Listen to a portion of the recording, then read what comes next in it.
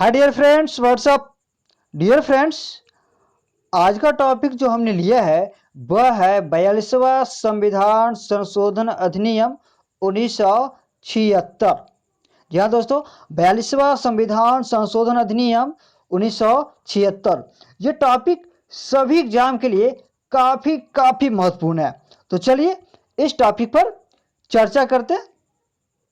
42वां संविधान संशोधन अधिनियम 42वां संविधान संशोधन अधिनियम को मिनी संविधान भी कहा जाता है। जी हाँ दोस्तों, इसे मिनी संविधान भी कहा जाता है। It's also called mini constitution of India. It's also called mini constitution of India, क्योंकि इस संविधान संशोधन के द्वारा भारतीय संविधान में कई बड़े बदलाव किए गए। जी हाँ दोस्तों, कई बड़े बदलाव किए गए, इसलिए इसे मिनी संविधान की संज्ञा दी गई है। हालांकि यह एक आलोचना मात्र है। हालांकि यह एक आलोचना मात्र है दोस्तों। भारतीय संविधान से अलग यह संशोधन कोई अलग संविधान का निर्माण नहीं करता है। भारतीय संविधान एक जीवंत दस्तावेज है। इसके अलावे कोई अन्य संविधान निर्माण का अधिकार संसद को प्राप्त नहीं है। जी हाँ फ्रेंड्स, भारतीय संसद को संविधान में संशोधन करने की शक्ति प्राप्त है, परंतु नए संविधान के निर्माण की शक्ति प्रदान नहीं की गई है। 42वां संविधान संशोधन अधिनियम 1976 भी की गई, और इस समय जो तत्कालीन जो प्रधानमंत्री थे वह थी इंदिरा गांधी, और इन्हीं के शासनकाल के दौरान 42वां संविधान संशोधन को लागू किया गया। और यह संविधान संशोधन मुख्य तौर पर डॉक्टर स्वर्ण सिंह समिति की सिफारिश को लागू करने के लिए की गई थी। जी हाँ फ्रेंड्स, 42वां संविधान संशोधन डॉक्टर स्वर्ण सिंह समिति की सिफारिश को लागू करने के लिए की गई थी। तो चलिए देखते हैं 42वां संविधान संशोधन द्वारा भारतीय संविधान में क्या क्या प्रभाव पड़ा और इसके द्वारा क्या क्या जोड़े गए। ठीक है, तो चलिए आगे देखते हैं। सबसे पहले हम लोग देखते हैं प्रस्तावना। भारतीय संविधान की प्रस्तावना में 42वां संविधान संशोधन के द्वारा 3 नए शब्द जोड़े गए। वे शब्द हैं समाजवादी, पंथनिरपेक्ष और अखंडता। ये तीनों शब्द एग्जाम पॉइंट ऑफ व्यू से काफी इंपॉर्टेंट है फ्रेंड्स। ये यहां से अक्सर प्रश्न पूछ लिए जाते हैं। इसके बाद हम लोग देखते हैं डीपीएसपी यानी कि राज्य की नीति निर्देशक तत्व पर क्या प्रभाव पड़ा भारतीय 42वें संविधान संशोधन का। ठीक है, तो यहां पर देखते हैं हम लोग। तो 42वें संविधान संशोधन द्वारा डीपीएसपी में यह प्रावधान किया गया कि अगर राज्य के नीति निर्देशक तत्व को लागू करने के लिए राज्य के नीति निर्देशक तत्व को लागू करने के लिए अगर कोई कानून बनाती है तो उस कानून को मूल अधिकार के उल्लंघन के आधार पर न्यायालय में चुनौती नहीं दी जा सकती। ठीक है, दैट मीन्स वैसे कानून को हम जुडिशियल रिव्यू नहीं कर सकते। अर्थात कह सकते हैं कि राज्य के नीति निर्देशक तत्व को मूल अधिकार पर वरीयता दिया गया। इसे क्या दिया गया? वरीयता प्रदान की गई। परंतु सुप्रीम कोर्ट ने इस प्रावधान को खारिज करते हुए कहा कि अगर डीपीएसपी अर्थात राज्य के नीति निर्देशक तत्व और मूल अधिकार के बीच गतिरोध उत्पन्न होता है तो ऐसी स्थिति में मूल अधिकार को वरीयता दी जाएगी। ठीक है, यहां पर फंडामेंटल राइट को वरीयता दिया जाएगा, ऐसा स्टेटमेंट, दैट मीन्स इस तरह का जजमेंट सुप्रीम कोर्ट ने दिया। ठीक है, इसके बाद राज्य के नीति निर्देशक तत्व में और क्या क्या नए शब्द, 3 नए शब्द भी जोड़े गए। वे 3 नए शब्द हैं, 3 नए आर्टिकल जोड़े गए। वे 3 नए आर्टिकल हैं। एक है आर्टिकल 39 का ए 39 का ए में यह प्रावधान किया गया है कि सभी के लिए एक समान न्याय और निःशुल्क कानूनी सहायता। ठीक है, डैट मीन्स सभी के लिए न्याय तो मिलना ही चाहिए, और जो बिलो पॉवर्टी डैट मीन्स जो निर्धन है जिन उनके लिए निःशुल्क विधिक सहायता, कमजोर एवं असहाय वर्गों के लिए निःशुल्क विधिक सहायता की व्यवस्था की गई। उसके बाद आर्टिकल 43 ए को भी ऐड किया गया और इसमें कहा गया कि उद्योग प्रबंधन में कर्मचारियों एवं श्रमिकों की भागीदारी हो। ठीक है, तो इसमें यह प्रावधान किया गया कि जो उद्योग जो मैनेजमेंट होती है उस मैनेजमेंट का हिस्सा कर्मचारी एवं श्रमिक को भी बनाया जाए। इसके बाद है आर्टिकल 48 का ए। आर्टिकल 48 के ए द्वारा पर्यावरण एवं वन संरक्षण की बात की गई है। पर्यावरण एवं वन संरक्षण की बात की गई है। ठीक है, इसके बाद हम लोग देख लेते हैं मूल कर्तव्य। ठीक है, तो मूल कर्तव्य फ्रेंड्स, मूल कर्तव्य हमारे ओरिजिनल जो मूल संविधान थे उसमें नहीं था। मूल कर्तव्य को 42वां संविधान संशोधन द्वारा 1976 में जोड़ा गया। 42वां संविधान संशोधन द्वारा 1976 में जोड़ा गया और इसे भारतीय संविधान की भाग 4 का ए में रखा गया और इसका जो वर्णन मिलता है वो वर्णन मिलता है आर्टिकल 51 का ए में। और आर्टिकल 51 के ए में 42वें संविधान संशोधन के द्वारा कुल 10 मूल कर्तव्य की व्यवस्था की गई थी, परंतु वर्तमान में कुल मूल कर्तव्य की संख्या 11 है और 11वां जो मूल कर्तव्य है उसे 86वां संविधान संशोधन अधिनियम के द्वारा जोड़ा गया। ठीक है, और मूल कर्तव्य को भारतीय संविधान में डॉक्टर स्वर्ण सिंह समिति की सिफारिश के द्वारा जोड़ा गया है। इसके बाद देखते हैं राष्ट्रपति के संबंध में क्या क्या प्रावधान किए गए। तो यहाँ पे देखते हैं कि राष्ट्रपति के पावर में काफी ज्यादा कटौती की गई 42वें संविधान संशोधन द्वारा और राष्ट्रपति को कंप्लीट रबड़ स्टाम्प बना दिया गया। कंप्लीट रबड़ स्टाम्प बना दिया गया क्योंकि 42वें संविधान संशोधन के द्वारा राष्ट्रपति को मंत्री परिषद के अधीन कर दिया गया। ऐसा कहा गया कि राष्ट्रपति मंत्री परिषद की बात सलाह एवं निर्णय मानने के लिए बाध्य हैं। राष्ट्रपति मंत्री परिषद की सलाह एवं निर्णय मानने के लिए बाध्य होंगे, परंतु 44वें संविधान संशोधन द्वारा राष्ट्रपति के स्वविवेकीय शक्ति में इजाफा किया गया, बढ़ोतरी की गई और इसमें यह प्रावधान किया गया कि राष्ट्रपति की स्वविवेकीय शक्ति को बढ़ावा दिया गया और उन्हें मंत्री परिषद की सलाह एवं निर्णय को एक बार पुनर्विचार के लिए वापस भेजने की शक्ति प्रदान की गई। तो 42वें द्वारा जहां राष्ट्रपति की शक्ति में कटौती की गई, उन्हें कंप्लीट रबड़ स्टाम्प बनाया गया, वहीं 44वें संविधान संशोधन द्वारा उनकी स्वविवेकीय शक्ति में बढ़ावा मिला और उन्हें पुनर्विचार की शक्ति प्रदान की गई। इसके बाद देखते हैं कि जुडिशियल पे क्या प्रभाव पड़ा, जुडिशियल रिव्यू पे क्या प्रभाव पड़ा। तो इसके द्वारा 42वें संविधान संशोधन के द्वारा न्यायपालिका की न्यायिक समीक्षा की जो शक्ति थी, न्यायिक समीक्षा की शक्ति को कम कर दी गई।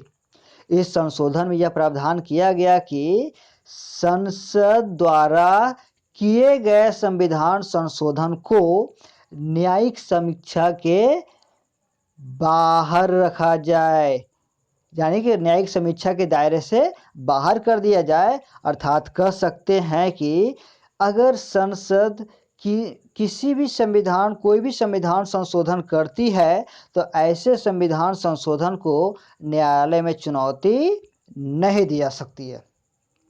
इसके बाद देखते हैं, इसके बाद सदन की जो कार्यकाल था और वो कार्यकाल लोकसभा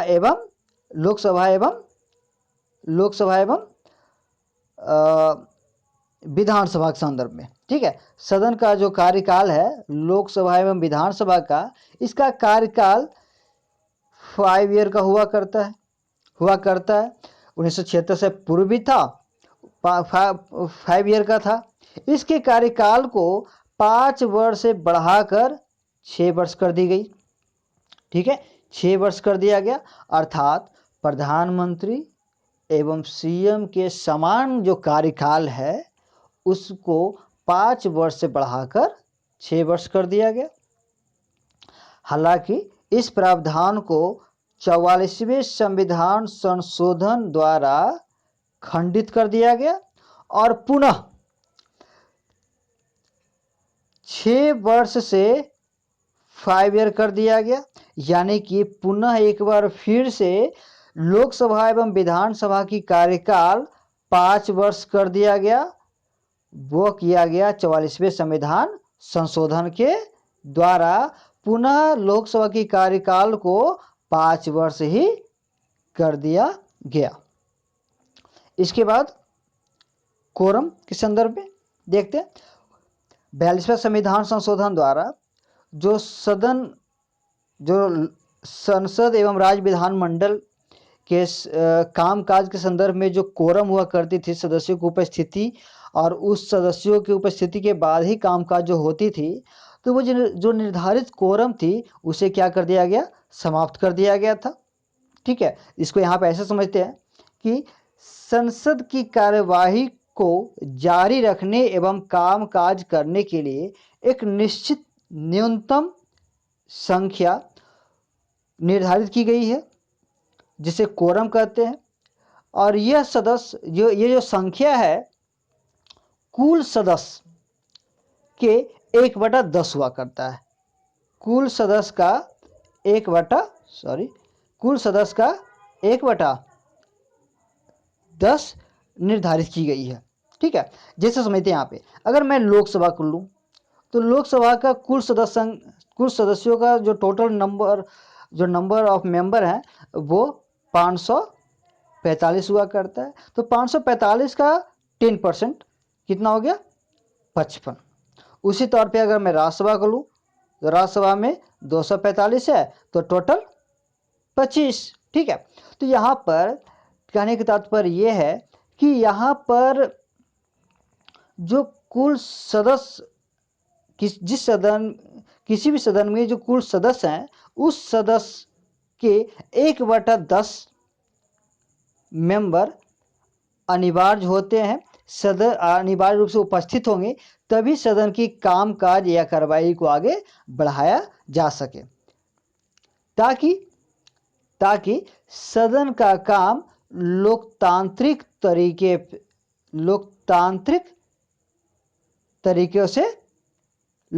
तरीकों से क्या तौर पर हो सके। परंतु इस संशोधन के द्वारा यह न्यूनतम कोरम को समाप्त कर दिया गया। अर्थात सदन की कार्यवाही एवं कामकाज कुछ सदस्यों की उपस्थिति में ही हो सकेगी, परंतु यह अलोकतांत्रिक एवं अविचारणीय कामकाज होगी जो कि संसदीय व्यवस्था के अनुकूल नहीं थी।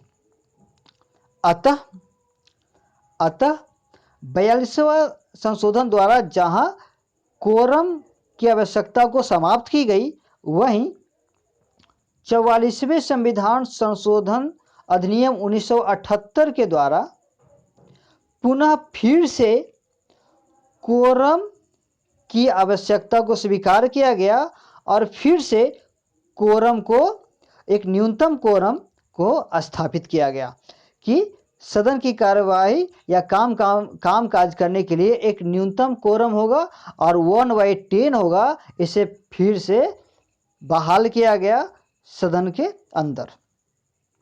इसके बाद देखते हैं, संसद को यह अधिकार दिया गया 42वें संविधान संशोधन द्वारा कि समय समय पे वे अपने सदस्यों एवं समिति के अधिकारों और विशेषाधिकारों का निर्धारण कर सकेंगे।